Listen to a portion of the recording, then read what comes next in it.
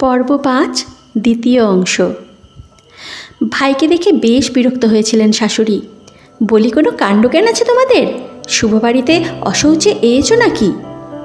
মাথা নেড়েছিল ভাই। শ্রাদ্ধ, নিয়মভঙ্গ সব কাজকর্ম মিটিয়ে তারপরে সে এসেছে। আরও বিরক্ত হয়ে বুড়ি বলেছিল, তাহলে আর কি, গেলাও কোটাও এবার ভাইকে। খারাপ লেগেছিল ইন্দুবালার কথাটা শুনতে। ভাইয়েরও কি খারাপ লাগেনি? নিশ্চয়ই লেগেছিল। সে চলে যেতে চেয়েছিল তখনই। ইন্দুবালা বুঝিয়েছিলেন অনেক, বয়স হয়েছে তো, তাই এমন হয়ে গেছে মানুষটা। তুই রাগ করিস না ভাই, চট করে স্নানটা সেরে আয় দেখি। ভাই চলে গেলে ইন্দুবালা খাবার জোগাড়ে ব্যস্ত হয়ে পড়েছিলেন। সেই কত দূর থেকে তেতেপুরে এসেছে ছেলেটা। অমনভাবে না বললেও হয়তো পারতেন শাশুড়ি, কিন্তু তিনি জানেন এই সংসারে একটা লোক বেশি খাওয়া মানে ভাড়ার ঘরে টান পড়া। ছেলের নেশা বেড়েছে, বাইরে মতিগতিও। কেমন যেন কঙ্কালসার হয়ে উঠছে বাড়ির চেহারাটা আস্তে আস্তে। বুড়ি সারা দিন তাই খিটমিট করেন। নিজের যা গয়না ছিল সেগুলো অনেক দিন আগেই গেছে, বউয়েরগুলো ছেলে নিচ্ছে। তাই এবার হাত পড়েছে বাসনের বাক্সে। ভারী ভারী সব গামলা ঘড়া বিক্রি চলছে। এগুলো গেলে আর কিচ্ছু থাকবে না তাদের আমলের। পাছে পোয়াতি বউয়ের অভুক্ত মুখটা দেখতে হয়, তাই বুড়ি গিয়ে শুলো ওপরের বারান্দার ঘরে। আর এদিকে ইন্দুবালা আসন পেতে কাঁসার থালায় বাটিতে সাজিয়ে দিলেন নিজের খাবারটুকু। পরম আদরে খাওয়ালেন ভাইকে। খুব ছোট্ট থেকেই ছেলেটা বড্ড আস্তে আস্তে খায়। তার খাওয়া নিয়েও ছিল নানান ঝামেলা। এটা খাবো না, ওটা খাবো না। মা বড় বড় দলা করে ভাতের গ্রাস গালের মধ্যে পুড়ে দিতেন। ঠাম্মা ওদিক থেকে চিৎকার করতো, ও বৌমা করো কি, মেরে ফেলবে নাকি দুধের বাচ্চাটাকে? আর একটু বড় হলে এক থালায় ভাত নিয়ে স্কুলে যাওয়ার আগে ইন্দুবালা আর তার ভাই খেয়ে নিত। ভাইকে খাওয়াতে বড় ভালো লাগতো তার। ছোট ছোট দাঁতগুলো আঙুলে ঠেকতেই কেমন যেন সুরসুর করে উঠত হাত। সেই ভাই কি পরিপাটি করে আজ নিজে নিজেই খাচ্ছে। বসার ভঙ্গিটাও ঠিক বাবার মতো, বাবু হয়ে সামনের দিকে মাথাটা বেশ খানিকটা ঝুঁকিয়ে। খাওয়ার সময় বাবা কথা বলতো না একটুও, ভাইও না। এক দৃষ্টিতে তাকিয়ে আছেন ইন্দুবালা যতক্ষণ না খাওয়া শেষ হয়। ভাইয়ের মধ্যে ইন্দুবালা কাকে খুঁজছিলেন সেদিন? বাবাকে, মনিরুলকে, নাকি নিজের ফেলে আসা অতীতকে? চলে যেতে চেয়েছিল ভাই সেদিনই, কলেজ স্ট্রিট, সেখান থেকে কোনো এক বন্ধুর বাড়ি। এখানে আবার তোর বন্ধু হলো কি করে? সন্দেহ হয়েছিল ইন্দুবালার। বল বল থাকতে ভালো লাগছে না দিদির বাড়ি? আদর যত্ন হচ্ছে না একটু? ভাই মিটিমিটি হেসেছিল। তুইও দেখছি কলকাতার মতো কথা বলতে শিখে গেছিস দিদি। সেদিন ভাইয়ের আর ফিরে যাওয়া হয়নি, বরং বলা ভালো যেতে দেননি ভাইকে ইন্দুবালা। একটু ঘুমিয়ে নে ভাই, তারপর বিকেলে না হয় কলেজ স্ট্রিটের দিকে বেরোস, চিনতে পারবি রাস্তা। ভাই যতক্ষণ না ঘুমিয়ে পড়ে ইন্দুবালা ঠায় বসে থাকেন তার মাথার কাছে, হাত পাখা দিয়ে বাতাস করেন। অনেক কিছু জানতে ইচ্ছা করে তার, কিন্তু কিছুই জানা হয় না। একটু কথা বলেই ঘুমিয়ে পড়ে ক্লান্ত ভাই। দিদির কোলের কাছে তার মাথাটা, চুলগুলো এলিয়ে পড়েছে কপালে। ঘুমিয়ে থাকা মুখের প্রশান্তি বড় ভালো লাগে ইন্দুবালার। এই প্রশান্তিকে তিনি দেখেননি স্বর্ণলতার মুখেও? পুকুরে ভাসছিল দেহটা। বউ সাজার বড় শখ ছিল তার। রিয়াজও ভালোবাসত মেয়েটাকে খুব। স্বর্ণলতার ফুলে ওঠা দেহটাকে জল থেকে তোলা হয়েছিল বিকেল গড়িয়ে সন্ধ্যের মুখটায়। বন্ধ করা চোখ দুটোই ছিল নিশ্চিন্তে ঘুমিয়ে পড়ার শান্তি। ঠোঁটের কোণায় ছিল এক টুকরো হাসি, যেন জলের তলা থেকে ঘুমন্ত রাজকন্যাকে তোলা হলো এক্ষুনি। কথা ছিল রিয়াজ দাঁড়িয়ে থাকবে খেয়াঘাটে, রাতের নৌকা তাদের পার করে দেবে সভ্য জনপদ। দূরে কোথাও তারা ভালোবাসার জঙ্গলের মধ্যে আশ্রয় নেবে, যেখানে কেউ তাদের চেনে না, জানে না, ধর্মের পরিচয় দিয়ে জিজ্ঞাসাবাদ করে না। স্বর্ণলতা ঠিক পৌঁছেছিল সময়েই, খেয়াও ছিল ঘাটে বাঁধা, শুধু রিয়াজ আসেনি। অনেক ভোরে আকাশ যখন সবে ফর্সা হতে শুরু করেছে, স্বর্ণলতা রিয়াজকে পেয়েছিল ধান ক্ষেতের আলের ধারে। রিয়াজের কাছে সব ছিল, সব কিছুই ছিল, শুধু প্রাণটুকু ছাড়া। কারা যেন তার শ্বাসনালীটা কেটে দিয়েছিল এফোর ওফোর করে।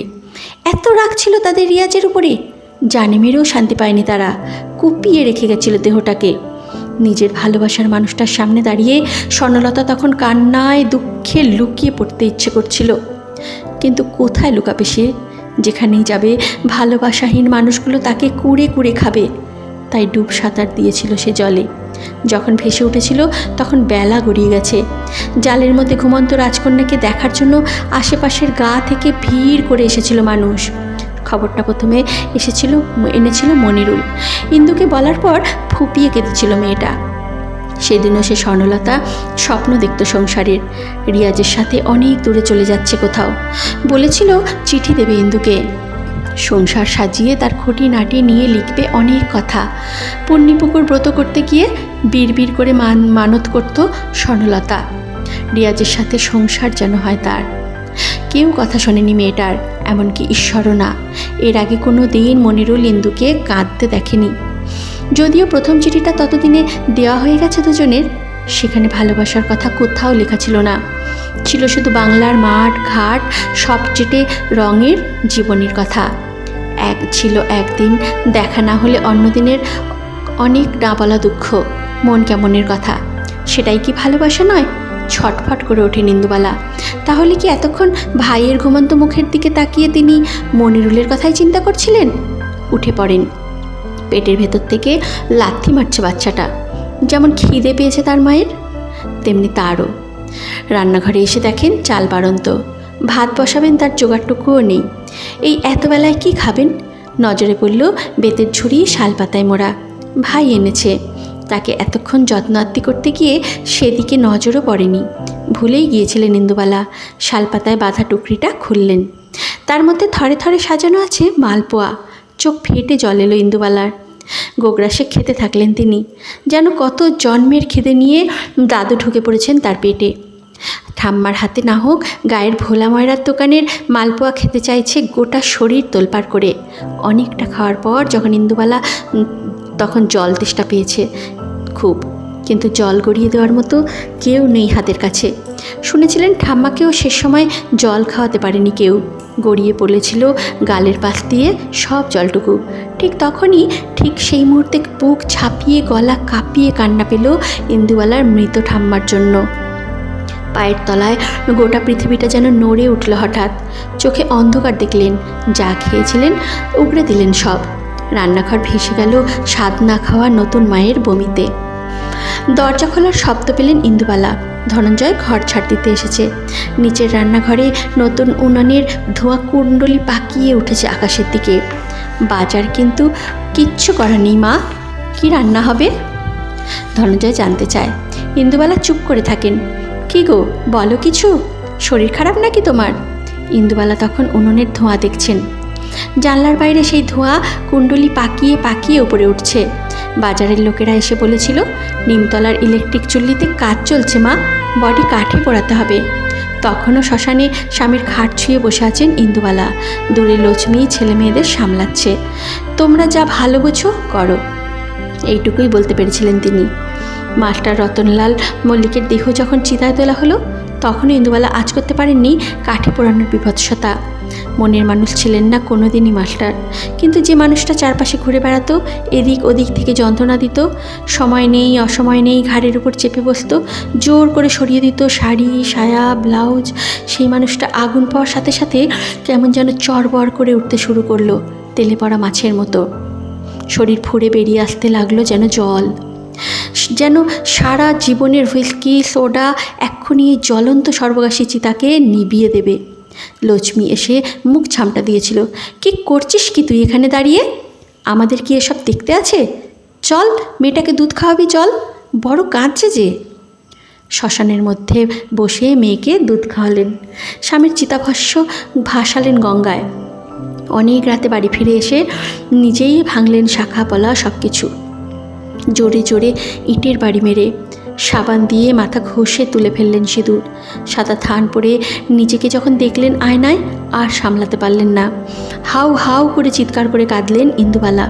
সেসব মাস্টার রতনলাল মল্লিকের জন্য নয়, মনিরুলের জন্য নয়, নিজের মুখটায় তিনি অবিকল ঠাম্মাকে দেখতে পেলেন।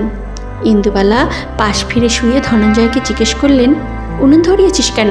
গ্যাস কি ফুরিয়েছে?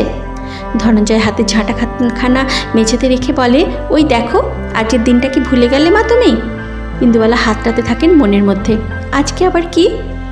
ধনঞ্জয় মাথায় হাত দিয়ে বলে, সত্যি এবার তোমার বয়স হয়েছে মা, আজ যে রথ, কুমোরটুলিতে দুর্গর কাঠামোয় মাটি পড়বে যে, ইস্কনের লম্বা রথ বেরোবে, কত সাহেব শুভ নাচানাচি করবে, হোটেলের বোর্ডে তো গতকাল লিখে রেখেছ। উঠে পড়েন ইন্দুবালা এবার তাড়াতাড়ি করে। কি লিখেছি রে? ধনঞ্জয় উত্তর দেয়, খিচুড়ি, পাঁপড় ভাজা, আনারসের চাটনি আর কাঁঠালের ক্ষীর। বিড়বিড় করে জানতে চান ইন্দুবালা, আর মালপোয়া লিখিনি সেটা? ধনঞ্জয় রে রে করে ওঠে, না না, ওইসব একদম কিছু লেখা ছিল না, হাঙ্গামা বাদ দিও না মা। চিনির দাম বড্ড বেড়েছে, আটা বাড়ন্ত, ময়দা বাড়ন্ত, গোলমরিচ আনা নেই। ইন্দুবালা জানতে চান, আর মৌরি? ধনঞ্জয়ের জবাবে জানা যায় সেটাও বাড়ন্ত। তাহলে সব কিছু এখনই আনতে হবে ফর্দ করে। ইন্দুবালা পাশ থেকে চশমা নেন, পেন খাতা নিয়ে বসে পড়েন ফর্দ করতে। আর একটু হলে কি মারাত্মক ভুলটাই না করতেন তিনি। মালপোয়া হবে না রথে, তাও কি হয়? খাটনির বহরটার কথা একবার চিন্তা করে চিরকালের অভ্যাস মতো ধনঞ্জয় আবার কাকে যেন একটা গাল পাড়ে। সেই অদৃশ্য মানুষটাকে দেখতে বড় ইচ্ছা করে ইন্দুবালার, যে ধনঞ্জয়ের গাল শুনেও মুখে রাটি কাটে না।